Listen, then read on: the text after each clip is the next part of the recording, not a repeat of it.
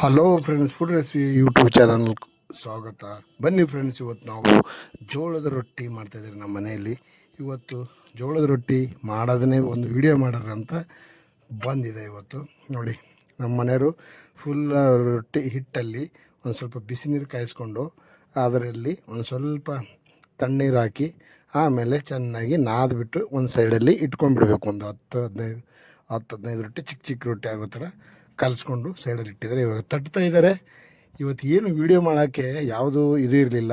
ಇವರೇ ರೊಟ್ಟಿ ಮಾಡೋ ಟೈಮಲ್ಲಿ ನಾನೇ ಬಂದು ವೀಡಿಯೋ ಮಾಡೋಣ, ಇದೊಂದು ವೀಡಿಯೋ ಆಗಲಿ ಅಂತ ಅಂದ್ಬಿಟ್ಟು ಬಂದಿದ್ದೀನಿ. ವೀಡಿಯೋ ಮಾಡಿದ್ವಿ.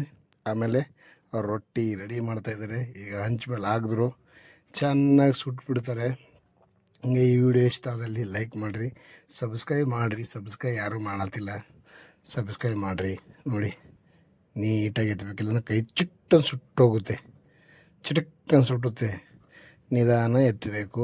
ನೋಡಿ, ಉತ್ತರ ಕರ್ನಾಟಕ ಸೈಡ್ ಇರೋರಿಗೆಲ್ಲ ಗೊತ್ತು ರೊಟ್ಟಿ ಮಾಡೋದು. ಹೊಸ್ದಾಗಿ ಯಾರ ಕಲಿಯೋರಿದ್ದರೆ ನೋಡಿ, ಈ ಥರ ಮಾಡಬೇಕು. ಇಷ್ಟೇ ಸಿಂಪಲಾಗಿ ನಮ್ಮ ಮನೇಲಿ ಹೇಳ್ಕೊಟ್ಟಿರೋದು, ಅವರೇ ಮಾಡ್ತಾಯಿದ್ದಾರೆ. ನಾನು ಬರೀ ವೀಡಿಯೋ ಮಾಡೋದಷ್ಟೇ ಕೆಲಸ ನಂದು.